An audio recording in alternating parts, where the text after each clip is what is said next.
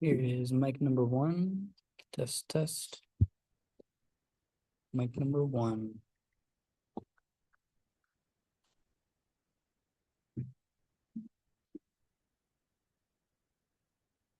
Here's mic two. Testing mic two.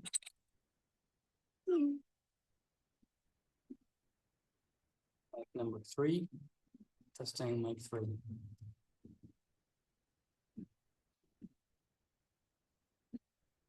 And here's number four.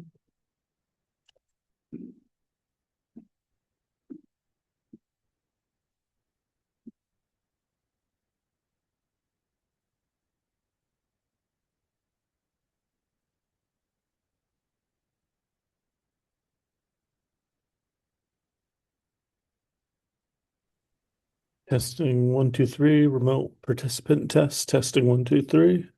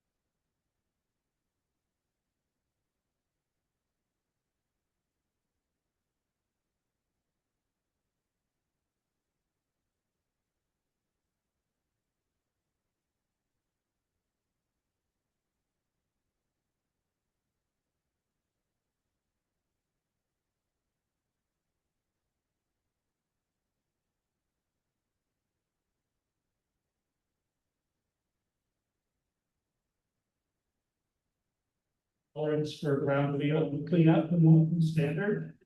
And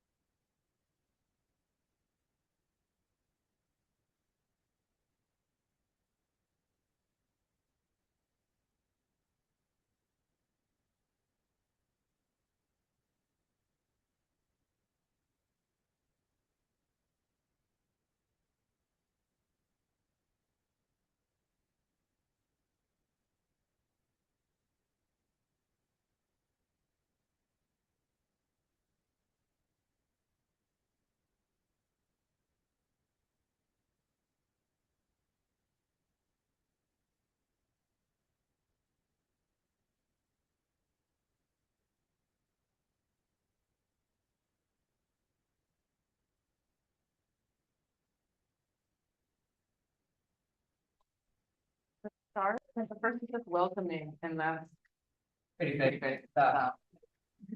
okay. Why are we not going, someone's laptop off? Mute your laptop. It always like looks Okay. like it is. So then we will call the meeting to order now, please. Welcome, everyone. Happy to have you here today on this lovely evening. Tonight we are gonna go through, we'll review the minutes from May 5th, which I sent around by email, but there's extra copies here if anyone needs them. We will then move into public comment. I had some feedback from folks that we should set some limits on public comment as we get more and more interest in some of the topics. And so I want to talk with you about what that could look like. And then we'll open it up for public comment. We have some committee updates on the Housing Trust Fund, the vacancy ordinance, development regulations, and a special planning commission housing committee meeting. And then we'll do a city update by Matt, and we'll go through the permitting process, the project that Seamus has been working on, and he's on the screen here, as well as the short-term rental that Dan Kopic will run, and the CHIP overview from Matt. So you might have seen that we had 802 homes on the agenda for tonight. That got moved to the July meeting because of scheduling conflict. We'll also, yeah, okay, so more to come on that. So that was the official welcome. Now we're gonna move into the minutes. Any comments or questions on the minutes from May 5th? If not, I'll take a motion to approve them.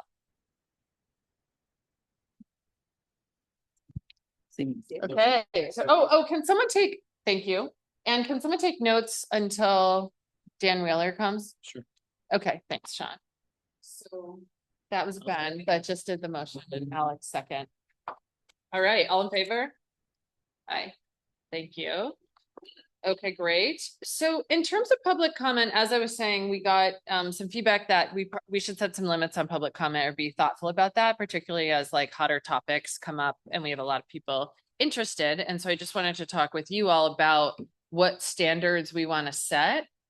Because we're a smaller committee and we don't have agendas like the city council, I'm inclined to allow a little bit more time for our topics. So my proposal would be a number of minutes at the beginning and then a set number of minutes on each topic, if folks are open to that. And so it could be like 4 minutes at the beginning per person, let's say, and 2 minutes per person when topics come up later, and then anything else we could accept in writing. But let me just open this up for dialogue. Like, what are people's thoughts about this? Like, do you think we need limits at all or not? And if so, which minute? Which limits?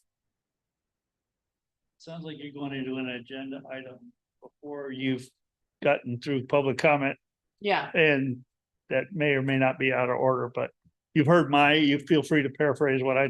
Yeah, you Suggested said on- 4 minutes. Well, no, I said, and if you've got a hot topic like, Yeah, and do a special meeting, which I couldn't agree with more. Yeah. but But in terms of limits, and the point we were talking about before you all got here to hear it was that when we have a hot topic, like we had a developer hearing and we wanted to hear from everyone, add an hour just to talk about that one topic.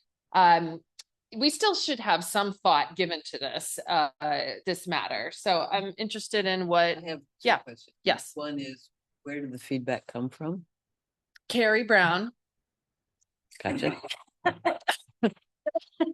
So it's feedback singular, okay, that's Yeah. one thing I wanted to Yeah. know. Well, it's a couple And the points in an second email. thing is, Yeah. I've noticed at city council, they have timekeeping mechanisms. I mean, they must have a Yeah, timer that sings at the end of the, yeah, is that what we're anticipating? I could do something like that easily with Do my you phone. sing? Yeah. Well, that's how the city council. That's how they, I mean, I'm Not not gonna high-tech. personally sing, but. Yeah. Yeah, we could do something like that. I might just designate a timekeeper. Maybe that isn't me so that I can run the meeting and someone else can take the time, but. Do folks have strong opinions about this? What do you think, Tim? I think for normal operations, we don't need it, but to have a policy that we pre-agreed upon, so if you have a larger meeting and you think you're gonna need time management, that we Yeah. can say, okay, we've agreed this is gonna apply tonight. Yeah, okay. That seems good, especially if you can announce it at the beginning of the meeting. yeah, I If will it announce it. Looks like a once big we- meeting, so Okay. we're gonna have time management, everybody. Okay, so we'll do 4 minutes at the beginning and 2 minutes on a topic and in writing after that. And if we have a lot of interest on one topic, we'll hold a special meeting. Do we Yeah. need to vote on this, Stephen? Yeah, Actually, can you hear me? can I comment on this? Sure. Under our city charter, things that affect the rights of the public can only be done effectively by ordinance. So if the city hasn't done that yet for most of its unlawful actions, but you're affecting people's rights to speak. Uh-huh. And I like Tim's approach that if you get Yeah. too many people that are going to crowd out your other agenda items, you might need to implement time management. But you really have no legal authority to set 4 minute and 2 minutes unless you're going to do it through a city council ordinance. Well, I'll just try to manage to that then. I mean, it does seem like I would just say we every- would want to. Every committee I've been on, it's very common to have. Yeah. Protocols, just to, I mean, the whole point is that you actually hear everyone, so it's not to stifle, and there's always the ability, I mean, that's. Talking for 4 minutes is a long time, that's a lot of content you can, and I generally have found, having listened to countless hours of public feedback, when people know there's a certain amount of time, they order their thoughts, and it ends up being more thoughtful comments, and you can always submit Mhm. endless pages in writing if you have additional things, and there's many ways to get in touch with people, so I actually find it like helps focus people on knowing what am I aiming for time, and like you get better feedback that's more actionable often if people know that there's like a structure to it. So I actually don't think it at all stifles it. Just make sure everyone can be heard and that people come in prepared and make more of an impact that way. So I think having a general goal of it, and like I think we can be nimble because we're a small group and often have small attendance, but then be a little more tight with it. When there's more. Yeah. Yeah. Okay, that sounds reasonable. So let's not vote on this. Let's just use this as general guidance. And Alan, I see your hand up there, and I would love to see more of the people on the screen. Maybe we can dim the lights somehow, but Alan, please Ma'am. speak. First, I want to thank you for your time today. That was really, really kind of you. I strongly support what Tim was saying. I think that's a great idea to be able to be flexible, like you're saying. If you Maybe really just- have the need, you could turn it back up a little bit. If you really have the need, of course, I think Tim's absolutely correct. Use the system like you're saying. But you folks should choose to do that if you really get it. I strongly support that, and thank you. Okay, thank you. That's great. That's better. You have half of them off. Thank you. Any other comments? All right, let me move into public comments now officially. Stephen? Okay, Steve Whitaker. I filed an open meeting law violation with the Country Club Roads Subcommittee. I'm here tonight because the Housing Committee needs to understand what's happening to this project before it becomes irreversible. Some of it may already be irreversible. The phone call that corrupted the process. On March 11th, Councilor Ben Doyle made a private call to Seth Leonard, Managing Director of Community Development at VHFA. Leonard controls LIHTC tax credits, VHFA bond financing. Without his agency's approval, no affordable housing gets built at Country Club Road. Doyle spent an hour getting Leonard's private assessment of all 4 competing developers before any public interview. 2 days later, he sent the notes and a transcription amended through AI to all 3 subcommittee members with instructions not to reply, not to share, because he knew it would run up against open meeting law. The developers never knew that this happened. The public never knew it. The full council never knew it. And the April 29th subcommittee memo that advanced Schinberg and DEW tracks Leonard's private assessment almost word for word. The private evaluation became the public evaluation. The competition was decided before it was held.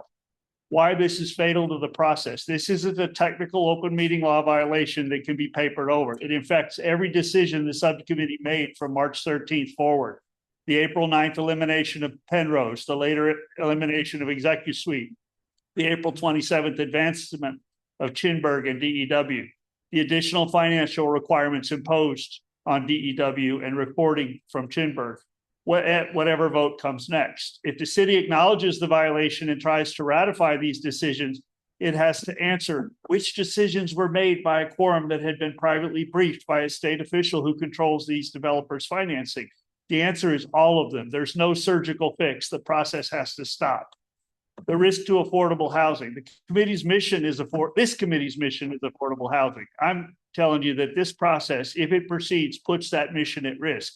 A selection made on this record is legally vulnerable when it gets challenged, and Penrose and DEW both have grounds to challenge it, as does its action suite.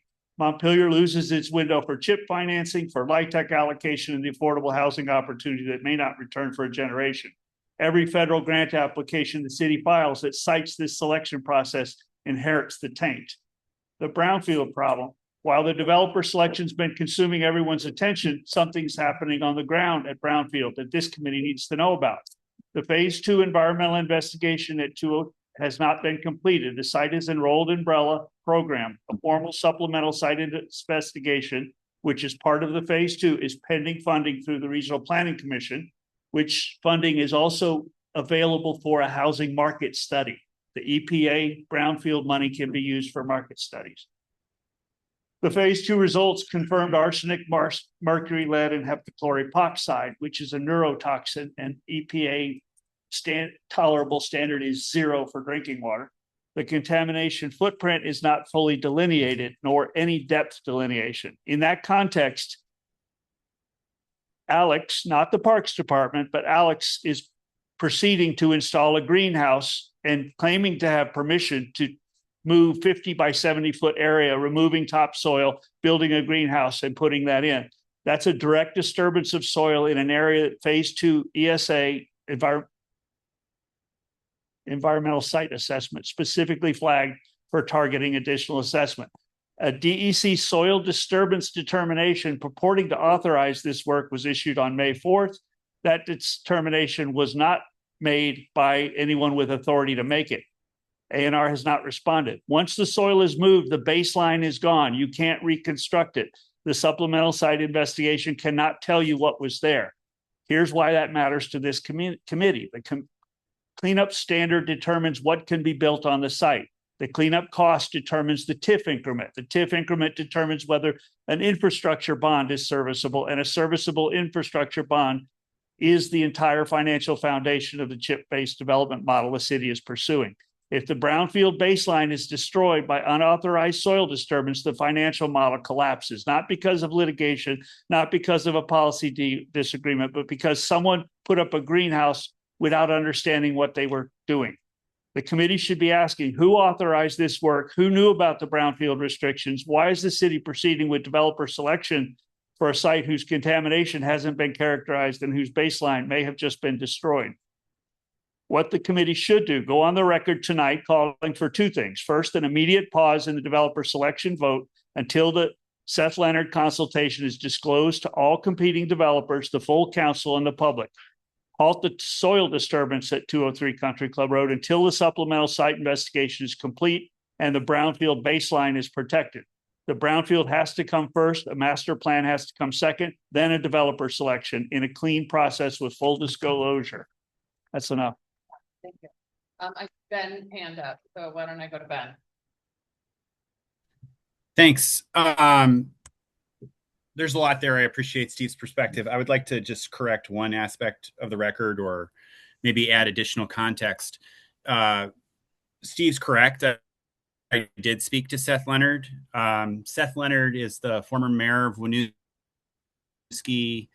I worked with him for a number of years at USDA Rural Development. He was the housing programs director there and financed a number of multifamily housing projects, single family housing, then went on to work at VHFA, but hasn't worked at VHFA for, I believe, at least 2 years. He now works at a national policy council on housing. He's really one of the smartest housing people I know. But again, I think it's really important to point out he hasn't worked for VHFA for at least 2 years, and he no longer lives in Vermont. So Steve's assertion that I've had a consultation with someone who's working at VHFA that controls low-income housing tax credits that could influence these projects is factual. Steve knows it's factually inaccurate, and if he didn't, he could have determined that with a simple Google search to find out. I recognize his concern. I would say from my perspective, as someone who's trying to serve the public and do due diligence on a complicated project, I talk to the smartest person I know in, about housing. And he offered to review the proposals and provide feedback, which I shared with my committee members. And in the same way that if a member of the public unsolicited sent me feedback on those proposals, I would have shared with the committee members and then told them not to reply, because to do so would have been substantive discussion that would have been an open meeting law violation.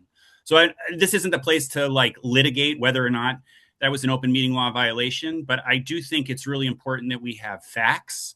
And the fact is, Seth Leonard, who's a really honorable and knowledgeable person, does not work for VHFA and hasn't for at least 2 years. And so the idea that he's have some undue influence on the process is, again, factually inaccurate. Thanks for providing me with the opportunity to correct the record. Thank you, Ben. And I assume this information was provided to the Country Club Road Committee. Yeah, okay. All right, thank you. Any other public comment? All right, so moving on, I want to just move into committee updates. The vacancy ordinance is the first one. I just wanted to let you know that coming out of the last meeting, there was a meeting between Justin Barnard and Rebecca Copans and myself, because Justin offered to take like another legal look at that ordinance. So he reviewed it and he made some suggestions. Rebecca updated it and sent me the draft. I'm looking at it now and we'll go back to them with any comments. We'll bring that to you at the next meeting. I also requested a fact sheet be made because they're like related to vacancy ordinances in general and the potential benefits of them, because this seems like when people are interested in having a public conversation about this, and there wasn't full agreement on the committee whether or not this should even move forward. So I wanted to make sure we had some facts to consider before we just went into considering the language itself. So that will come to the next meeting. So I just wanted to put that on your radar, both the fact sheet and the ordinance language. Please review it ahead of time and we'll have questions about that. Anything on this update for me? Yeah. Okay, Alan. Thank you. I'll be very quick. I was just curious, is there any supportive data as to what buildings we are referencing? How many we think that may be vacant that could be, in need of this kind of experience? And if there is, can I please have access to that list? Thank you so much. Yeah, there is not a registry for Montpelier, but there isn't even a scope determined yet. So it's very early in the process. And I think we'll get more clarity as we get the fact sheet together, but there is not, we don't have that information for Montpelier, and we probably won't have it until we get some sort of registry or an ordinance place. May I offer some layperson assistance and try to give you some of what I can find for you? Sure. Happy to have any and all data, and also happy to talk more about this, individually once I have the information to review myself. Thank you, folks. Appreciate it. Okay. So we're going to move then into, I don't see Dan Kopic. So why don't we move into the development regulations, Tim? Okay. So we've been working in conversation with the Planning Commission, which has been exciting. Yeah. And they seem open to working with us. So it seems like we could kind of work together maybe and make some progress on this. Feels like the areas of focus right now, and Sandy Vichim's on from Indonesia too. So thanks for being here, Sandy, Please, from Indonesia. Sandy's been part of all these conversations as well. I just woke up. Oh my God. What time is it there, Sandy? It's 6 o'clock and the roosters and the birds are all going nuts. Great. Well, thanks for being here. Okay, So- back to Tim. So maybe I'll give a quick synopsis that I got, Sandy, and then you can kick in with whatever I miss, okay? So it seems like focus areas that we've got are looking at the development maps for Montpelier and the Tier 1A conversation, and with a strong feeling that, at least with Sandy and I, and seems like some Planning Commission folks, really anything in Montpelier that is developable, that has access to public water and sewer, and meets those basic criteria should be part of this growth center piece. The current map that's coming out doesn't include all the properties. Some concern was voiced that if properties have public water and sewer, have potential to be housing, but yet aren't in this growth center. In some ways, they would be labeled or looked at differently as being outside a district. So it seems important to include them in it and expand our growth district. We're just not that big a geographic area, and it'll provide some more options. So that's a conversation. I know that there's conversation between Planning Commission and Mike Miller and his philosophy on the map, the way it's drawn. And so there's different layers to this, but that's the conversation's happening. And I think that's exciting, with the thought that it would basically create, the other thought is creating a housing overlay district that might feed that same goal and be part of that. We do have a meeting on June 8th with the Planning Commission that I think is on the agenda for just a bit later. And the other piece we're doing is working through kind of looking at other communities that have been successful creating housing and trying to figure out what are they doing right, that and why isn't it happening here, right? So towns like St. Albans and Brattleboro and still trying to reach Moreau in Burlington to talk about, to see if they have any policies that they created that help, you know, provide a better environment for housing to happen, or you know, what incentives they've used. So those conversations are some we're also trying to have to be ready, hopefully by next Monday, for the conversation with the Planning Commission. Great. Thank you. Well, that's exciting. You know, this shows, I think, a lot of progress from when we started. We were like, well, are we going to look at this in isolation or in partnership with the Planning Commission? And it's great that they've embraced our, you know, a dialogue with us. So I do want to invite all of you to the June 8th Planning Commission meeting. It is a joint meeting between the housing, it's going to be warned as a joint meeting between the Housing Committee and the Planning Commission. So everyone is invited, and I will send around like a calendar invite. You could go in person or online. I assume it's at I assume it's at the city offices, but I just need to look it up online to get that information. Sandy. Yeah, I just wanted to add it to Tim's comments that the map is important, and then there's also the question of degrees of development, and we haven't gotten down to that level yet. I think my first thought is, why not make it all tier 1A so that developers have the most tools available to them, and kind of let the market decide the degree of development. And then the other thing is, just to clarify for people, that the Regional Planning Commission is working on its own maps for the whole region, and they're available to offer certain kinds of assistance to municipalities, although it seems like the process is municipality led, and that is the key. Those are the key topics for the 8th. What the CVRPC is doing and how they can help us. Yeah, so the Central Vermont Regional Planning Commission is going to be the focus of that meeting. They'll present their maps, or is that right, Sandy, that they're going to be presenting, you know, maps that they're using and get input on that, and people will be like workshopping those? Yeah, their maps are still in progress. They're in public comment period now.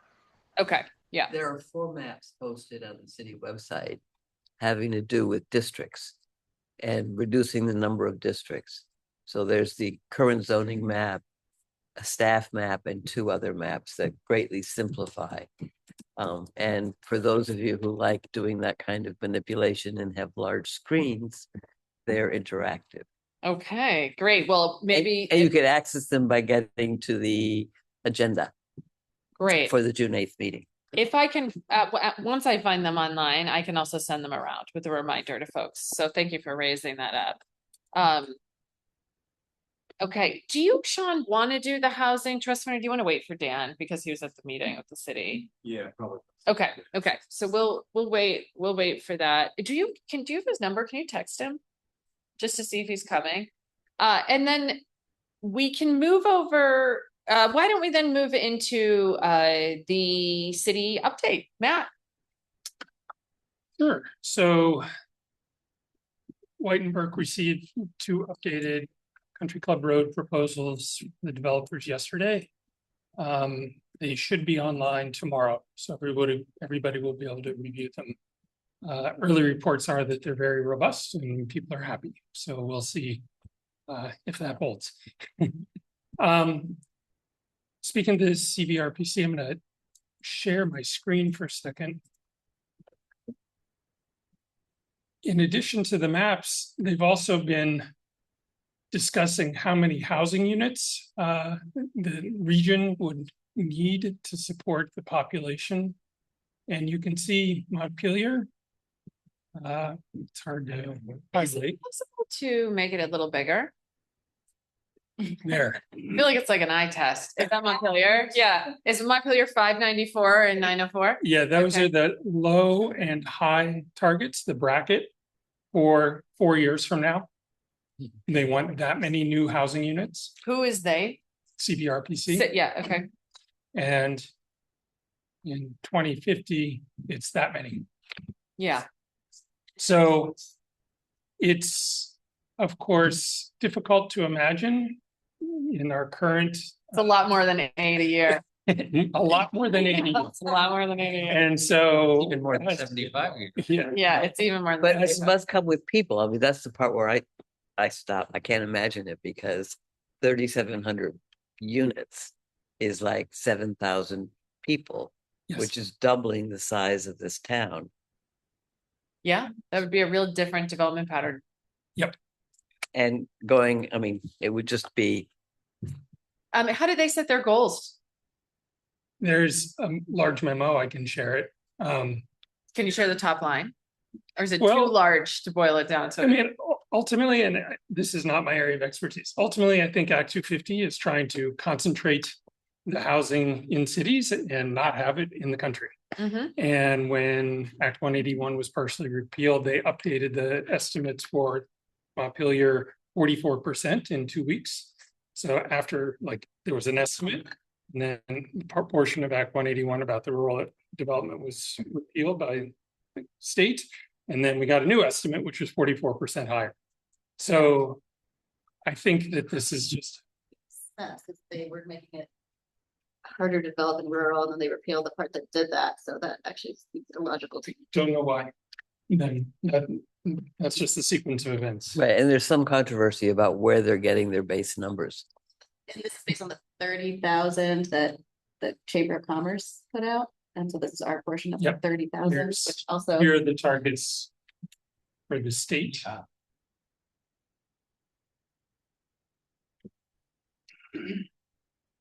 Yeah, okay.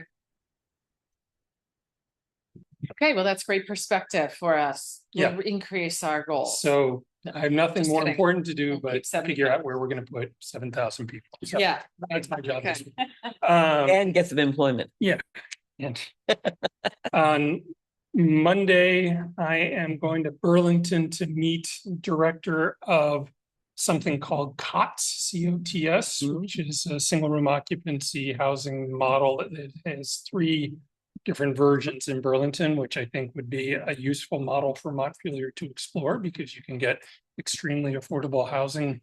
The homelessness challenges in the city are taking up a lot of oxygen right now. Mhm. And so the more we can find housing solutions, the less those conversations will dominate our civic discourse, I hope. Yeah, okay. What else am I doing?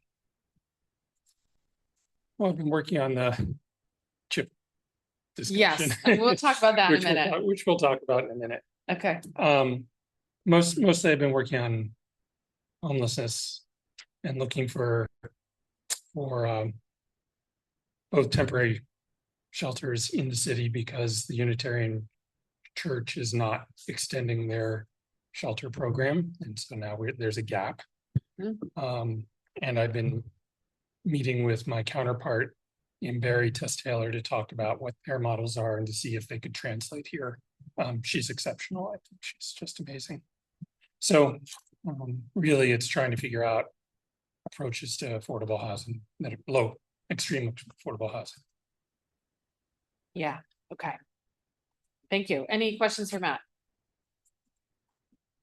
then we are going to move into Seamus. So Seamus is online, and I think that he's going to need to permission to share his screen.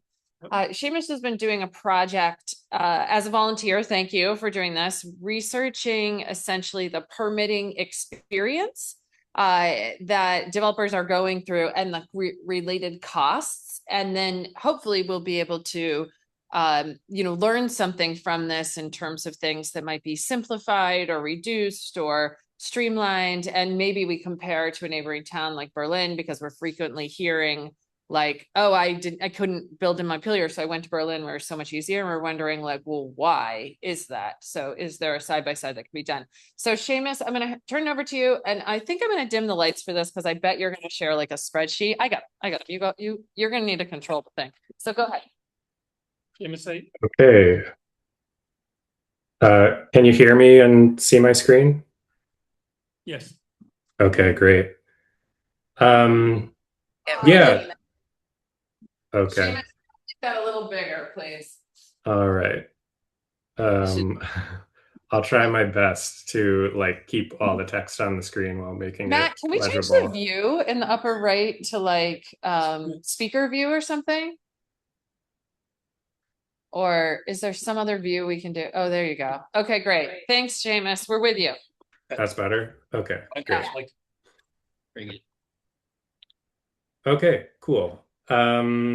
So yeah, I was excited when I got this task from Alyssa. Relatively new to these meetings, but interested in helping out, building much needed housing in Montpelier. So yeah, this has been a learning experience for me. So I want to start out by saying that I'm very much open to input and revisions, both in terms of scope and like the details. And the second thing I want to say before I get into it is that this is not like a finished first version, not a V1. It's more like a V0.75, because I'd still like to gather a little bit more data. And then, as was referenced, I think V2 will hopefully also compare to other municipalities. So that'll be a whole subsequent iteration. So yeah, I'm just going to really briefly go through the approach and then results, and then a few conclusions, initial takeaways. So like was mentioned earlier, the goal here is to understand the process, identify areas for potential improvement, identify where things are reasonable, and then hopefully potentially compare that to other municipalities where, at least anecdotally at this point, we've heard that development is easier. And then the process here was kind of twofold. I gathered input from a range of local folks, James, Sandy, and Tim. So thank you all for corresponding with me. On the development side, folks who have experience in Montpelier with small scale development. And then also I want to give a big thanks to folks on the city staff who also commented and prompted iterations on this document. So that's how we went about it. I'll come back to the takeaways, but I just want to start with kind of the initial map of the process as it stands right now, based on the input of these people. And again, open to iteration and input here.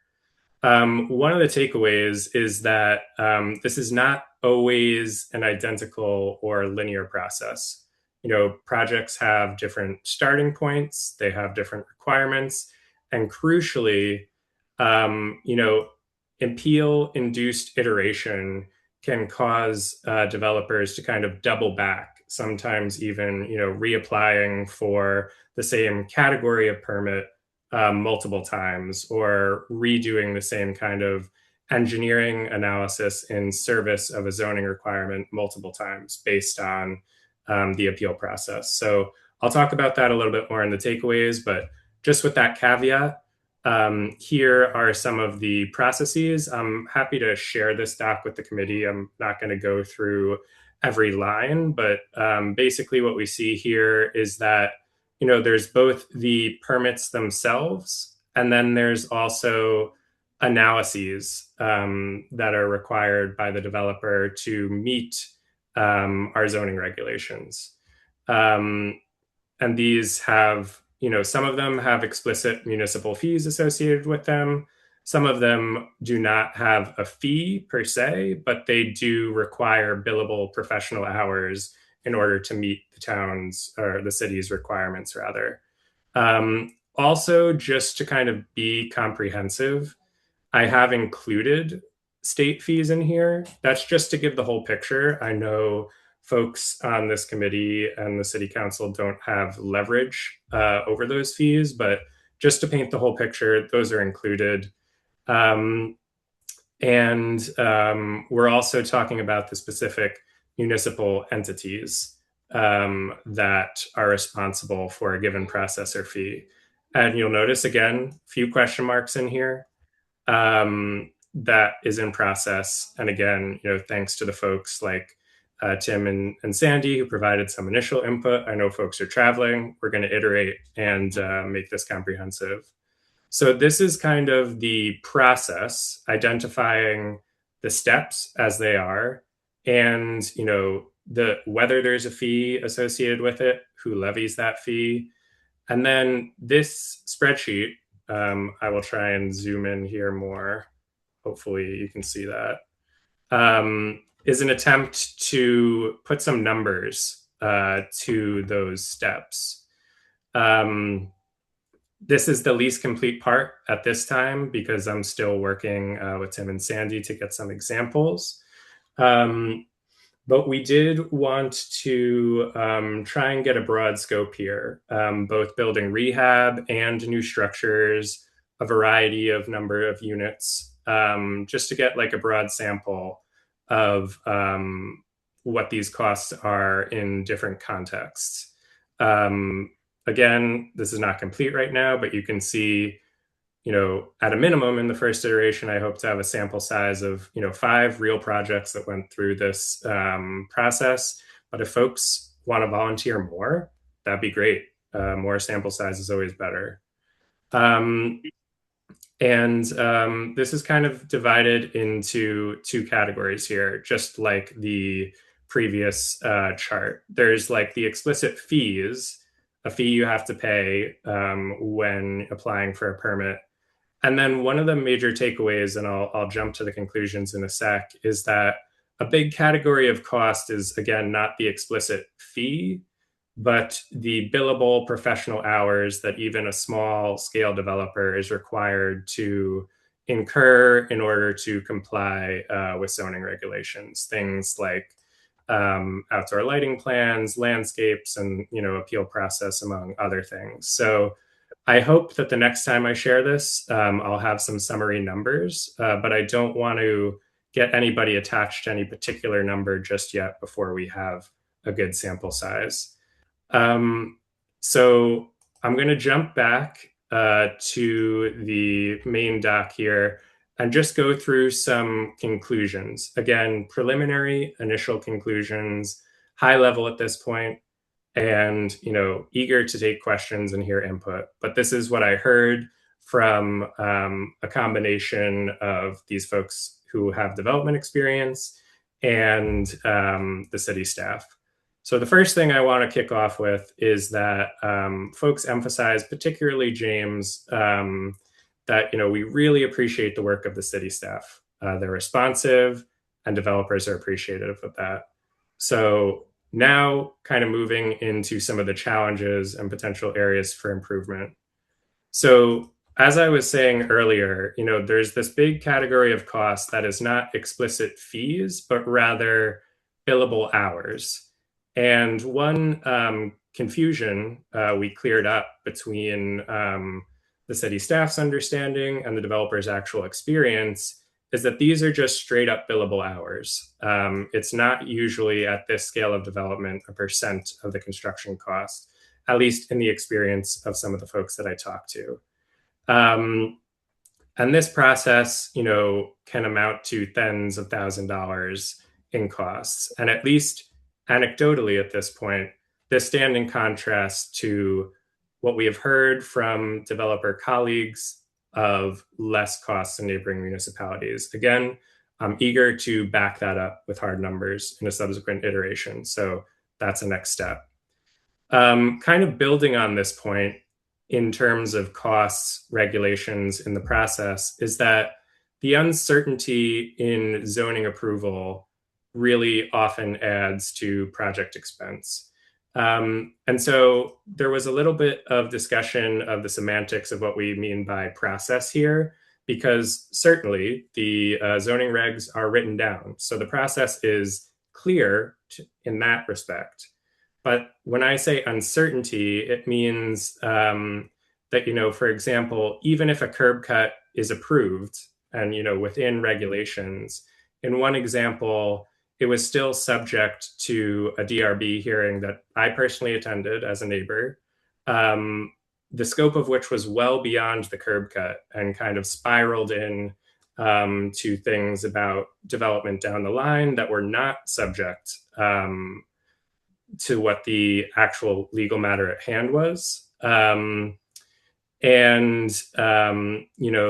have been confusion on certain ordinances, like back before the revision to the sprinklers. James was talking about how, depending on which city stakeholder he was talking to, the question of whether and the degree of sprinkler implementation was yielding him different answers. And that, had a real implication for costs. Some folks mention that there may be opportunities for reducing duplicative fees. So, there may be opportunities between state and municipal entities. That's something that Sandy has been working on, and I'm eager to learn more about that. And kind of, costs associated beyond just the permitting fee itself, like using a city-approved contractor to do the work that is required under the permit. And so I want to end here with kind of what this all adds up to, at least in the opinion of these developers who were generous enough to share their time with me, is that, even though looking at this spreadsheet, these are tens of thousands of dollars in costs, it's not necessarily like the biggest percentage of a project's cost. But they stress to me that looking at overall project cost is not actually the framing or the mindset of whether a developer decides to proceed with the project. Rather, the key thing is margin.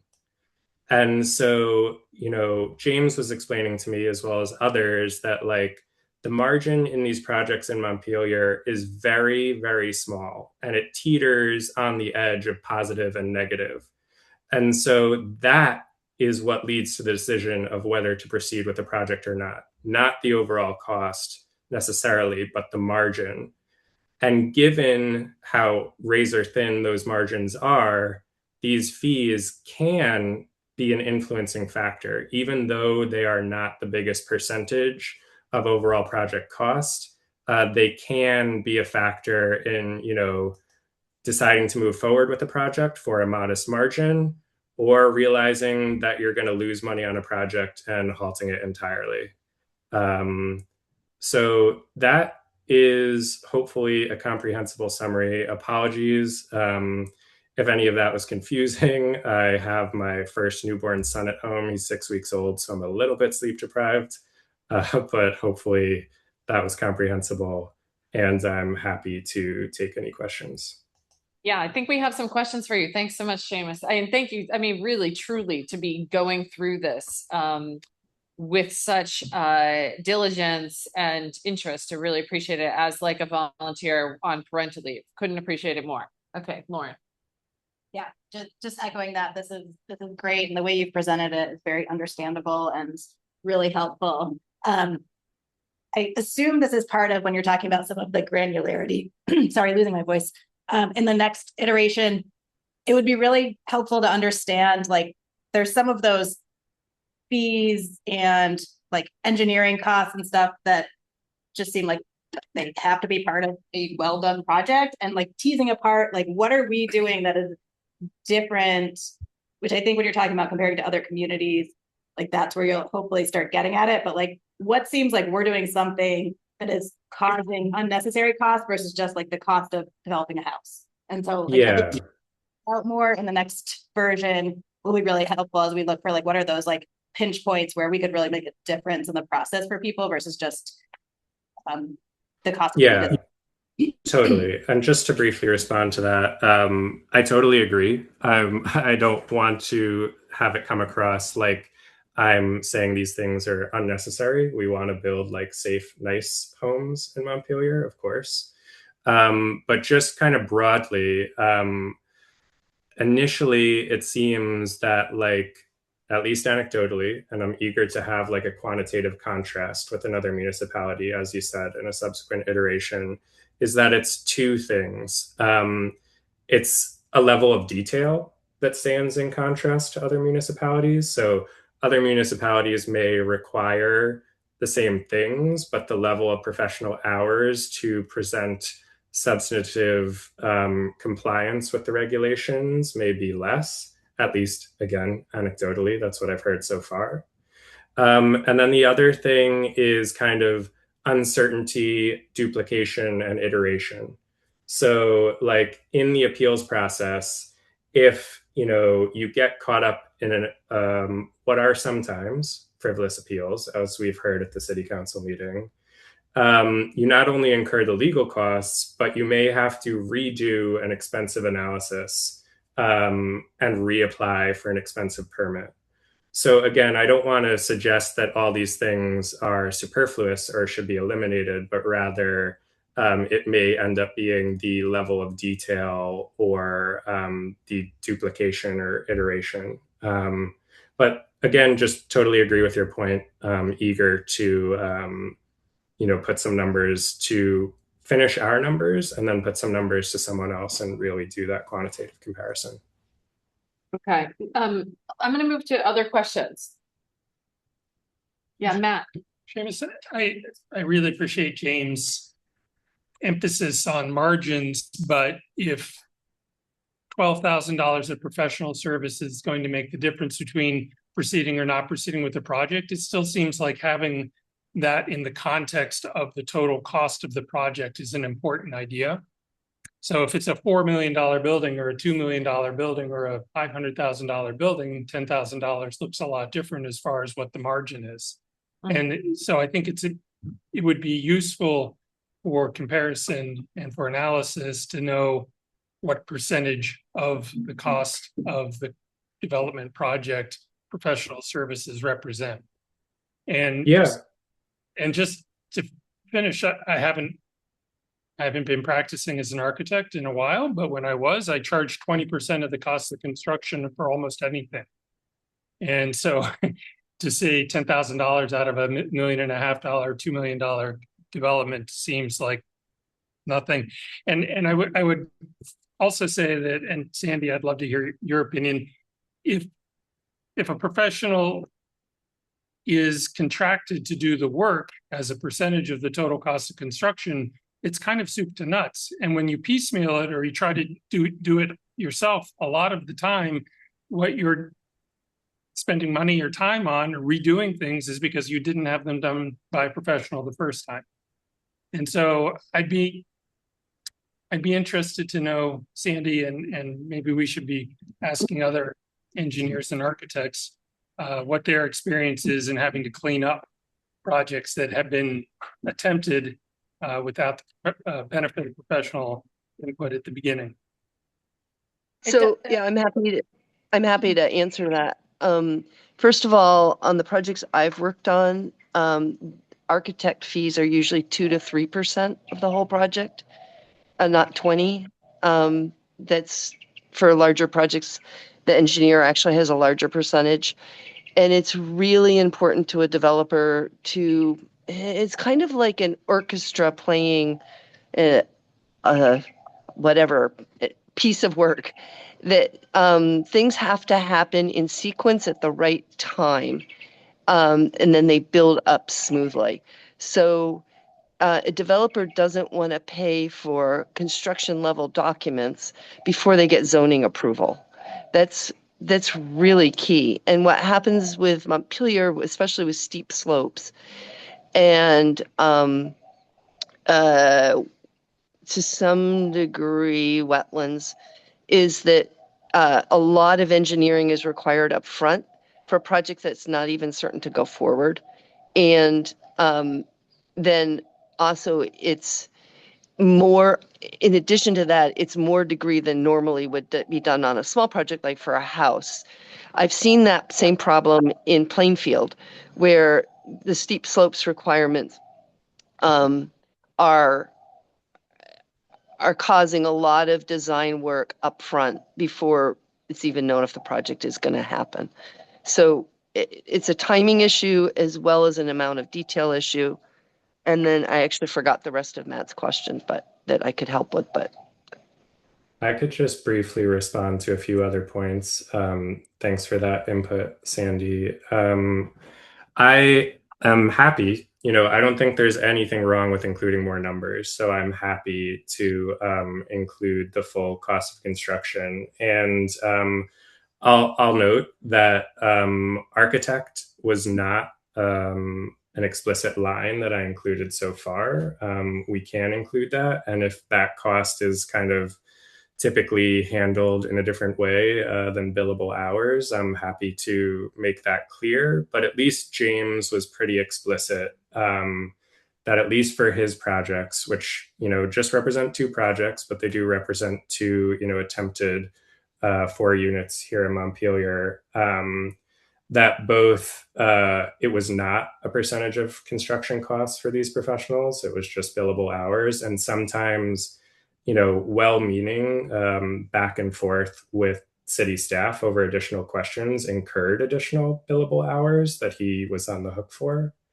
And, him and his partner, who many of you know, we're just having conversations about, whether to go forward with some of these projects. And, I don't want to speak for him. He's come to this committee before. But he was saying that nobody would choose to build in Montpelier if they didn't live here, because it's not about making money, because the margins are so small or negative. And so I agree with your point. I'm happy to include the overall construction cost, but at least James was very passionate about the fact that this was really on a razor's edge, and he wasn't doing it to make a profit because that would not be a smart decision. He was doing it for other motivations, namely building in the community where he was living. And so I just want to provide that context without, fully speaking for him. Thank you. Does anyone have a project they could share with Seamus? They've done a project that you could offer numbers. He has a sample size of 5. Yeah. Okay. We got 3 people here, Seamus, that can share some numbers with you. Perhaps I will. So I will share your email with them and include you on it after this, sometime tomorrow. That sounds Alan. great. You share mine with Seamus as well. I have probably a dozen projects I could share with him. Okay, great. Yeah, I'll include you on that email too. Thank you. Sandy. I really want the group to understand super briefly the trajectory for profit in development.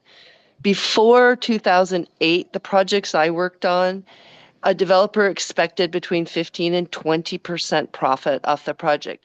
It's not just money that the person walks away with, it's carrying risk for a long period of time until the buildings are sold. So if they don't sell quickly, there's not that much profit. So, if the profit was, if the total amount of the project was $10 million, they're not necessarily making $2 million. It might be a lot less. The whole life of developer is the managing the risk over the time it takes to sell or complete a project.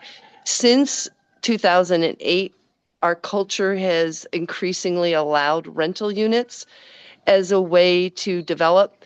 And so now developers rely on making less profit upfront and making more profit over the life of the project. They're looking for generational wealth. So talking about this permit fees in the relationship to overall profitability of the project is kind of silly, to be honest. And this is the problem with Montpelier's project of comparing owned houses with rental houses as a development model, because some developers the projects I've been working on, the developers are willing, as a kindness of their heart, literally, to build a project without a huge profit margin. And that by selling the land, they're losing any ability to make profits into the future. And they're up against companies that are going to, for the rest of their families' lives, be making money. Do you see the difference? It's a completely different money model, business model. And yeah, so what has been said earlier makes sense. And I just want to make sure people understand the developers are no longer those days are gone. When I used to work out in Michigan, we expected to make 20% profit because things were selling faster than we could build them. That was never the case in Montpelier. Even before 2008, Montpelier was lucky to make 8% profit. And now you're lucky to break even. I have to say the CHIP program is what makes that breaking even possible. The CHIP program is the best thing since sliced bread. But Okay, we're gonna move it. Thank you. Moment. Okay. Yep. No, thank you. I'm sorry. I started going on. Okay, thanks, Sandy. All right, Seamus, thank you again. It looks like we'll have a new iteration of this perhaps next month or the month after. I want to give you some time to pull that together. And I will connect you with Stephen, Ben, and Dan after this, as well as Alan, to get some information on their projects. Okay, so moving on. I'm hoping Dan Kopic is doing okay because he planned to be here tonight presenting 2 items on the agenda and he's not. So I think the short-term rental, you had engaged with him on writing that memo, Matt. So perhaps could you do an update on that? Sure. I mean, Thank you. The big thing that happened was that it turns out that the city pays for a web platform. Would you mind just starting at the beginning, just in case people don't know, and say like what a short-term rental registry is and you know, how it came to be, if there's a sentence or 2 on that. Yeah. So there was a discussion about whether or not there were so many short-term rental like Airbnb type rentals in Montpelier that it was adversely negatively affecting the amount of available housing. The CVRPC housing report that came out said that there were around 60 units in the city, which is a very small percentage of the total number of units. But there was still enthusiasm in some quarters for exploring whether or not a registry would allow the city to reduce that or control that amount. Evidence suggests that while there are opportunities to register short-term rentals, the end result is not to increase the amount of available housing, but to increase the city's revenue. Majority of the cities that have attempted this don't create more housing. They just bring in more money. Yeah. But we're talking about cities that are much larger than Montpelier. So typically, what I discovered was that there's the platform that the city uses for the assessments and for some of the planning and zoning information that's online has a module that can be added for a cost to the city that would automatically search Airbnb and other listing services to identify short-term rentals within Montpelier, and then for an additional cost would send those people letters and tell them that they need to register. And so the question is the number of units that would actually register enough going to generate enough income to pay for the cost of having the service paid for by the city. And this is somewhere between 60 and 75 units Yeah, based on your data. yeah. Yeah. And what did you determine? Well, it's close. And it depends on how much we charge. So if we were to charge $150, it would not really pay for itself, or maybe pay for itself if we were to charge $350, say the first year, and then a renewal fee of $200. Like we could structure the fees a lot of different ways. Yeah. And so we could probably make it work. The big variable that the sales representative that Dan and I spoke with was unable to answer was how many staff hours it would take for this process to actually work. So while they were promising like, oh, it's all automatic and we're going to take care of everything and everything, you still have to actually look at the website and see if it's working the way it's supposed to, and then deal with the people who come to you and say, I'm not doing that. And so it's not transparent. There's seems to be no real way of knowing. Who would set the fees? City council. City council. Okay. And so you have collected the data. This was passed by city council like 2 years ago or a year and a half ago. Yeah. 2 years ago. Okay. And so you have the data now that you can make a recommendation to city council based on something that's going to work for city staff, presumably, to implement the program. Well, my recommendation would still be to not do anything. Yeah. No, I know, but the council is the policy body here. Yeah. And you're supposed So to. my recommendation is to leave it as it is and not do anything. It would be ours though, wouldn't it? Not Matt. And so okay. Dan's putting forward a recommendation and for Okay. y'all to approve, Yeah. to put to city council. Uh-huh. But if I were asked, Yeah. I would say that You would say it's not worth it. the squeeze isn't worth the juice. Yeah. Okay. So does Dan, okay, so we just basically have to wait. So on this. let's just to be very blunt.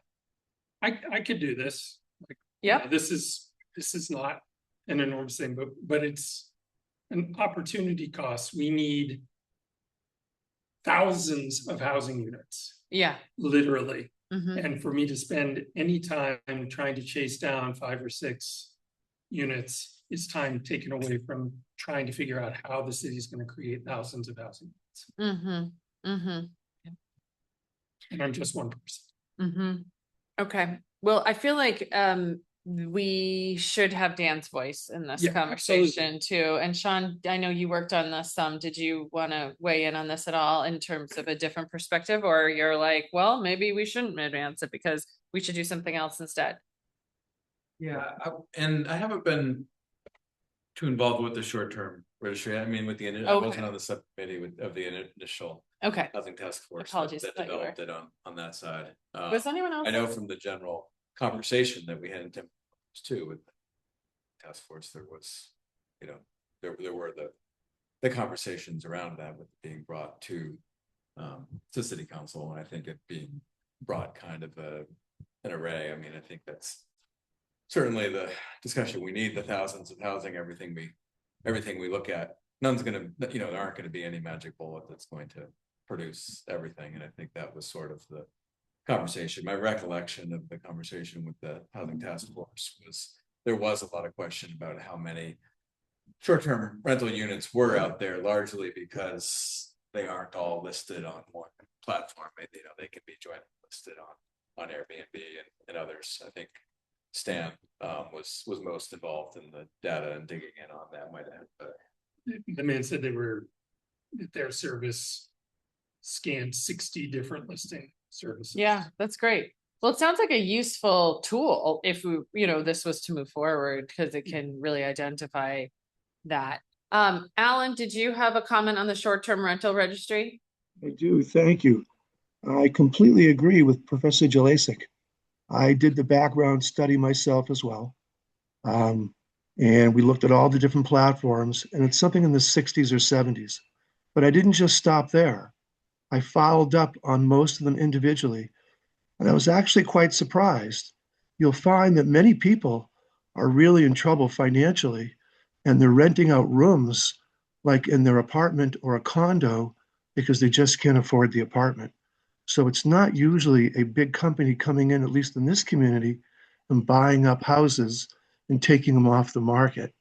It's traditionally people who really are struggling. And of course, there are a few of the upper end ones, but I can't support what he said more, that I think we're focusing on something because we're really anxious to find a reason why are we not having the kind of housing that we really need. And so we're looking for the reason, and I was looking at this as well. And I was sort of shocked to find about the same numbers, like 60 to 70.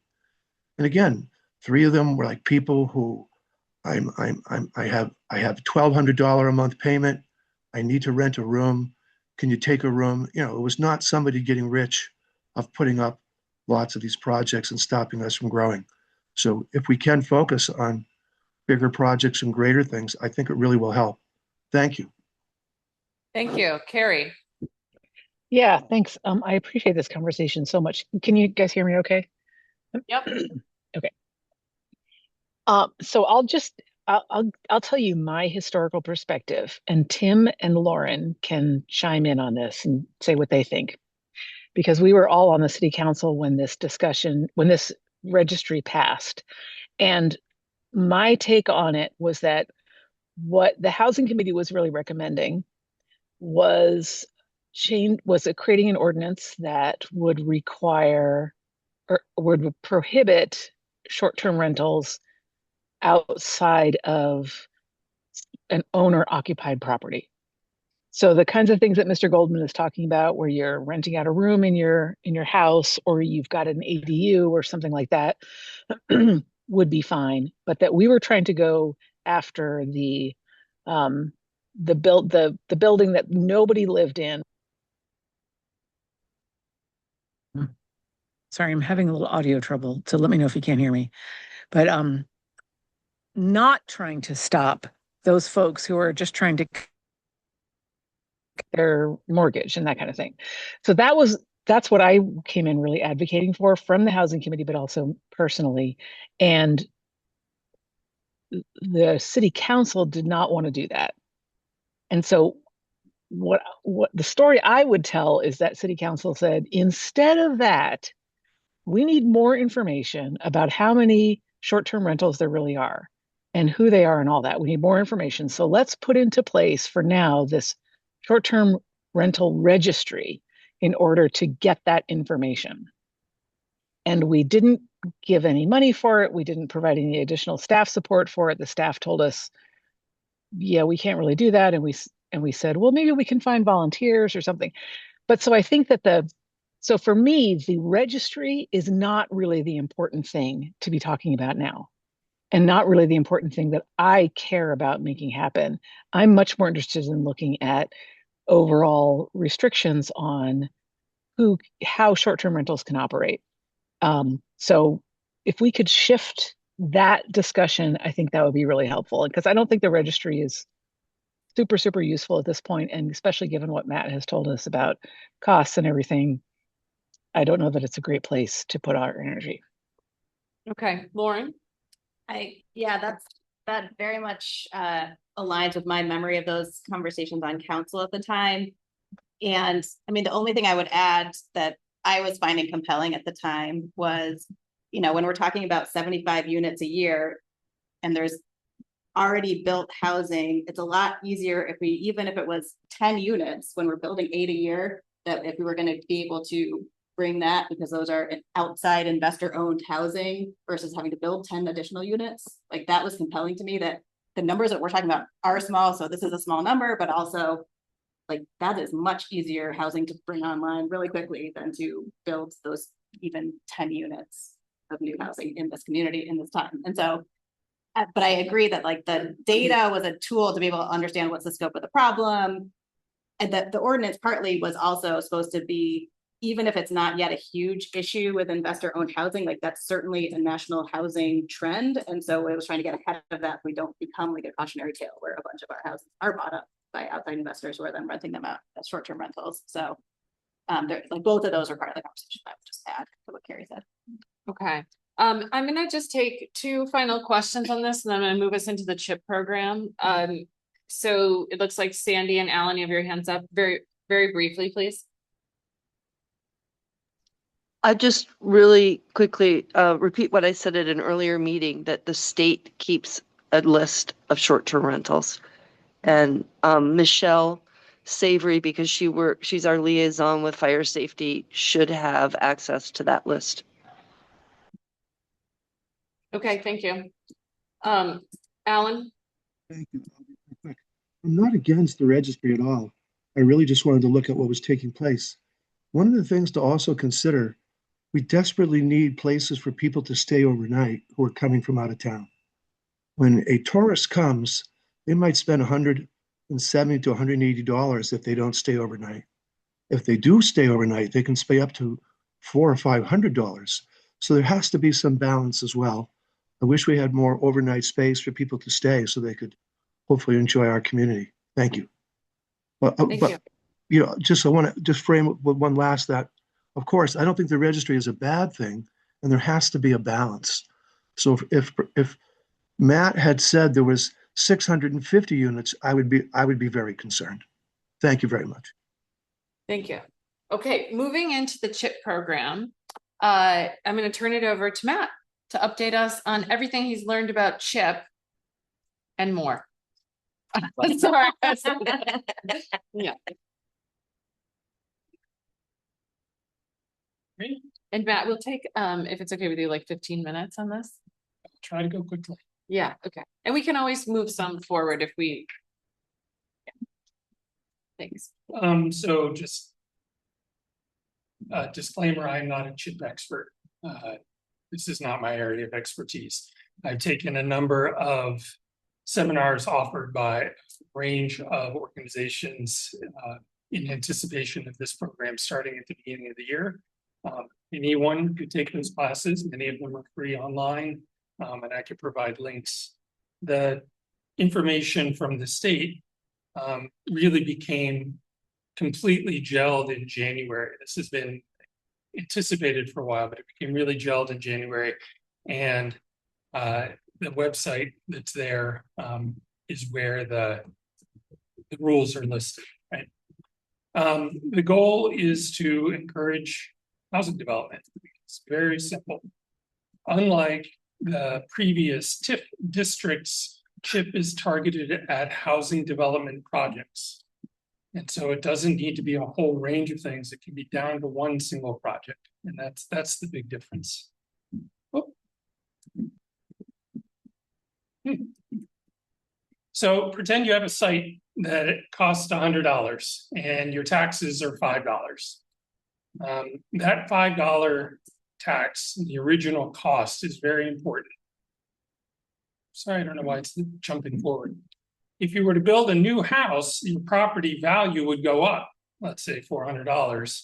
Your property tax would go up, but the difference between the new tax and the old tax is called the increment. And it is the increment which is what this program is focused on. Are you trying? You have a slide, but you can't show it. It won't come. Oh, that's interesting. I'm sorry, I wasn't looking at the screen. Oh, this is so disappointing. Can you exit out and try again? Maybe that'll come back. We can always look at it that way if we had to. There you go. So sad. Okay. Don't know why it's not working. There. New house. New property value. So the difference. We were envisioning this with you, but it's.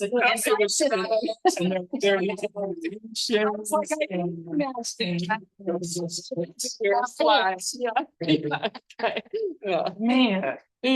So many of your taxpayer dollars went into it. It's so elegant. Yeah. And so the increment, that $20, can go to pay for infrastructure and improvements. So water, sewer, electricity, cable, television, internet access, driveways, roads. Yeah. Any infrastructure. All right. So like all property taxes in Vermont, there's a split between how much goes to the state and how much goes to the municipality. Roughly 40-60 in my opinion. Okay. But the increment is limited we can't use the full increment to pay for the infrastructure. The state has rules about this, which the CHIP program defines. Also, the state is very concerned about controlling the amount of CHIP projects in the state because it's not a grant program. What it is saying you don't have to pay the state for its education fund. And so they want to limit how many projects and make sure that the projects that are receiving this allowance to not pay their education fund are stable, and that there are not too many of them, because otherwise we couldn't pay for the schools. Which we can't do anyway, but we won't. But that's a different discussion. Completely different discussion. So there's a table on that website. This table exists, and it's a little bit complicated. And I'm going to go through and look at individual parts of the table by itself. So just to review for all of our housing geeks, AMI, area median income for Washington County last year, it's about $113,200 for a family of 4. And then when you define housing costs, if you have housing that is at 80%, 120%, or 150%, which are the levels that CHIP is interested in, you could have more affordable housing, 40%, 60% AMI. But for CHIP, these are the categories, the buckets that they are worried about.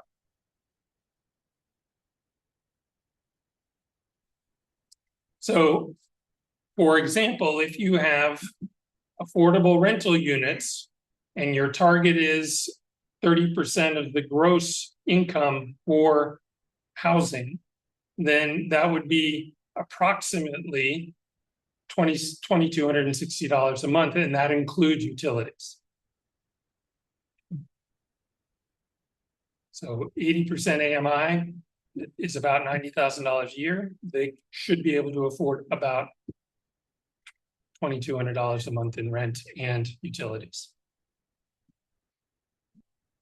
If you get a CHIP project, there are advantages to having more affordable units. You have to have at least 15% affordable. You can have no affordable, but when you have no affordable, there's a downside for your CHIP funding, which I'll get to in a second. So the state will allow up to 85% of the taxes, the education taxes, to be used to pay for the infrastructure. You still have to give them 15. They can require to give more. It's up to 85%. But they require a minimum of 85% of the municipal taxes and up to 100% of the municipal taxes to go to paying back the cost of the infrastructure.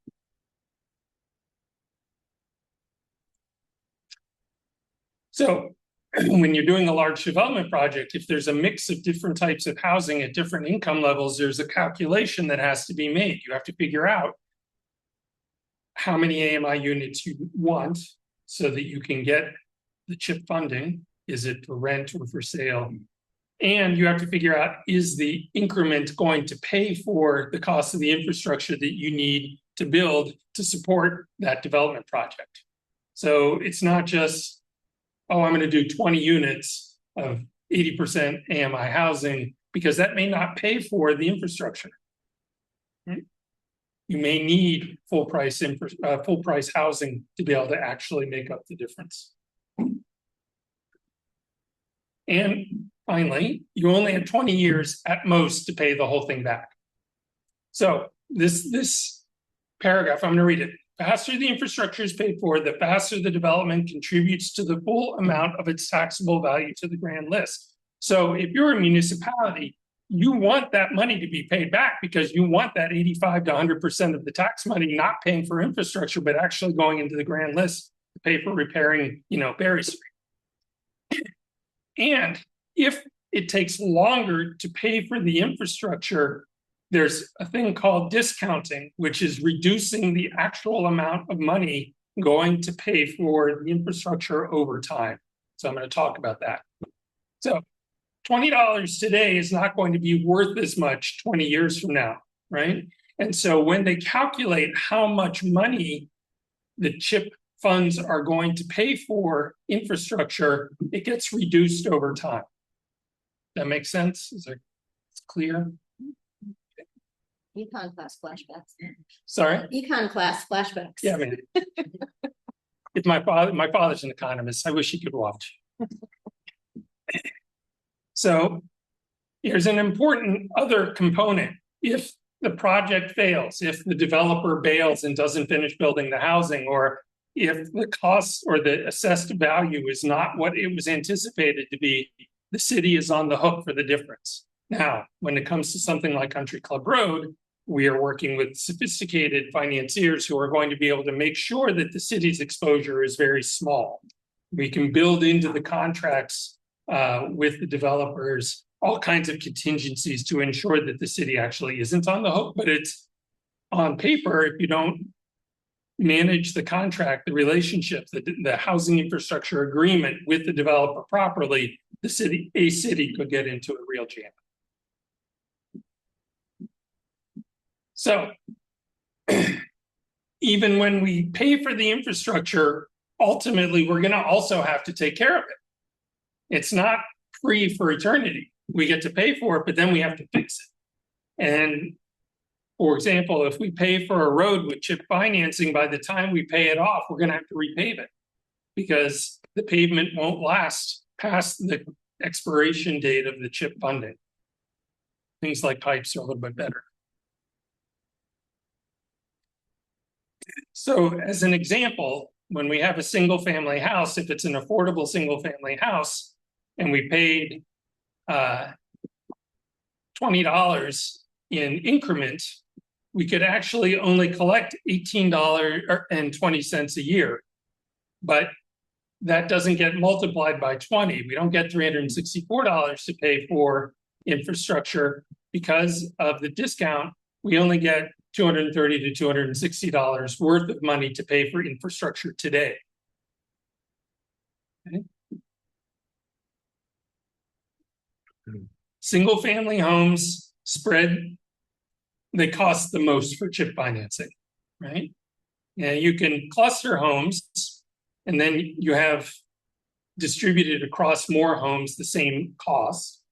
But really for the city, the most valuable way to do it, the most secure, safe way to do it is to have multifamily housing, apartment buildings, whether it's rental or sale, because they have faster payback, because you're paying more units are paying the taxes more quickly, because there's a cushion against any shortfall, because you have more units if 2 or 3 of them don't sell, and then ultimately there's a lower risk to the city because if something were to go wrong, there's less infrastructure involved. You don't have 40 sewer lines for 40 single family homes. You have one big sewer line.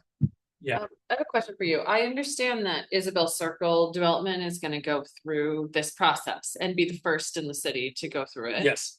Has it already is there an approval process they need to go through to utilize this? Yes, there is a very rigid state analysis of their proposal. And has that already been done? I have no idea. Okay.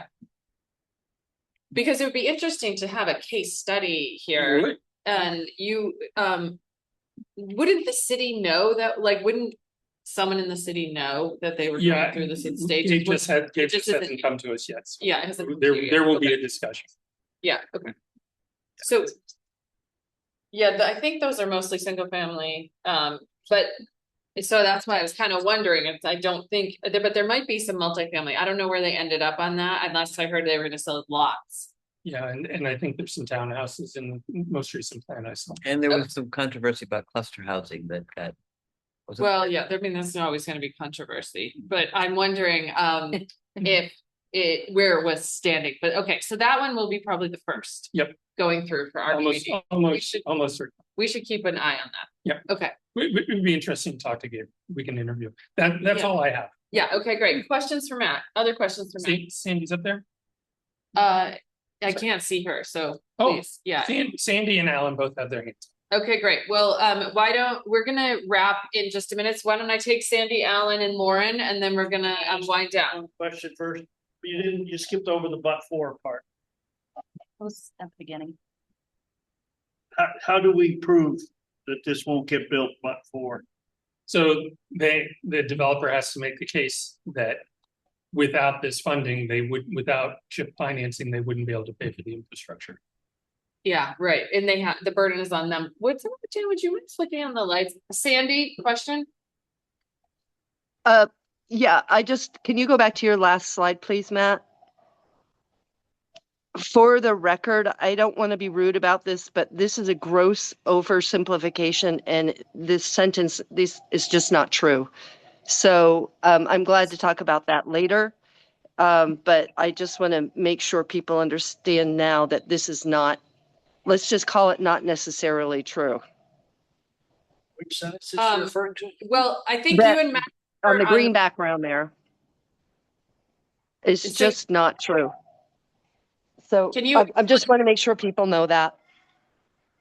but it doesn't make sense what you're saying. What isn't true about it? So there's a question of, it's really a question of density that I think that Matt is trying to get to. And faster payback on multifamily is another level of question. And the point about number of stubs off a main line does not also make logical sense. So I just take issue with this slide, and I'd like to register that. Okay, well, I'll let you two talk about that offline and come to Yeah, I just don't want the rest of the group to leave the meeting thinking that this is a true statement. And I appreciate this time to say that. Well, Matt feels very strongly it's true, so I just wanted to recognize there's different opinions in the room. Okay, Alan. Very quickly, Steve actually hit it. I was going to bring up the but for, because it's an extremely important component that you do have to demonstrate, but for the special assistance, the project would not be able to proceed. Thank you, Steve, for bringing it up. Yeah, okay, great. Well, thank you. Oh, Lauren, of course, sorry, I forgot you.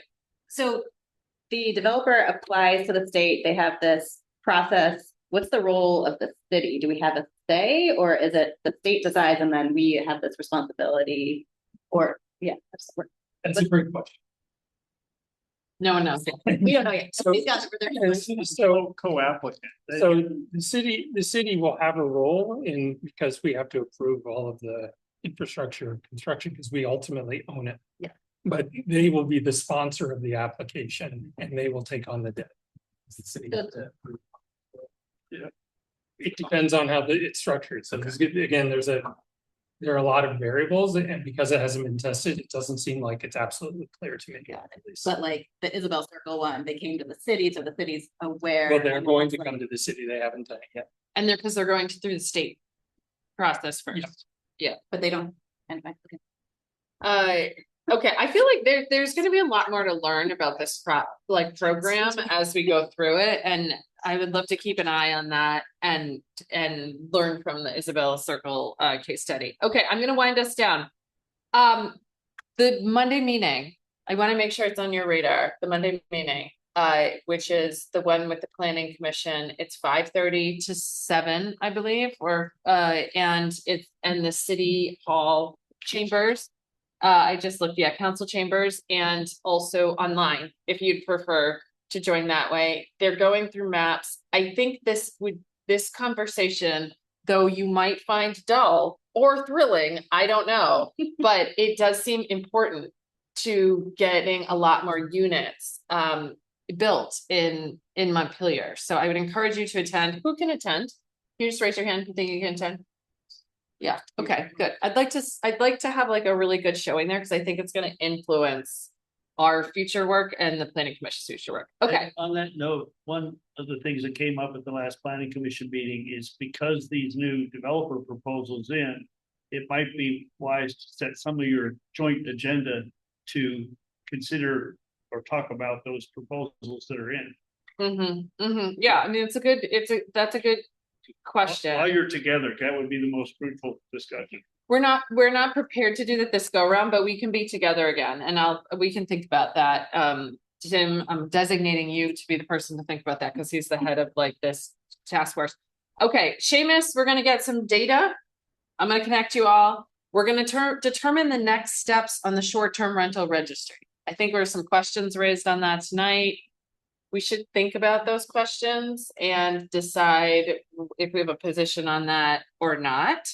I want to go back to our priorities document. I think we should start coming back to that more frequently. I was thinking to myself, like, we all went off to do the priorities, but we didn't check back in on like where they fit in the months and the weighting of those. So I will bring that back next meeting for everyone. And then the final thing is the Housing Trust Fund. We have to vote on that. We had a meeting with the city. After we had our vote last time, we had a meeting with the city. They gave us some feedback on making it more simple for administration purposes and some concerns around affordability thresholds that we needed to consider. It was great feedback. Dan realized that he wanted to make some changes. He did make some changes. He was going to present those to you tonight. This all needs to be decided before it goes to city council at the end of this month. So I think I'm going to get in touch with Dan first. And then I think we're going to need to have a special meeting just with for 15 or 20 minutes just to vote on this thing. So we can then go to council. Matt. It doesn't need to be before it comes to city council. The money's going to be sitting. No, I understand that part. I'm just saying process wise for our committee, we have decided that we would vote as a group around things before we sent stuff to council. I agree with, but there's not a lot of urgency. Well, and the city manager said she wanted to bring it up at the last week of the last meeting in June. So it put some, we don't want them to bring the current one up. She wanted to do that together.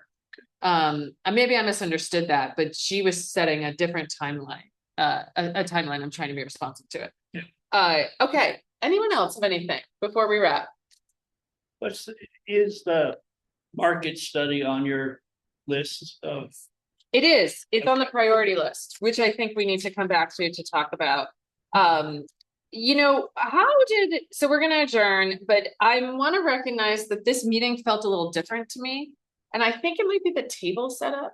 Like we can't see each other. And though I really appreciate you set up the tables because I hate driving around those tables at the beginning of every meeting 15 minutes ahead of time.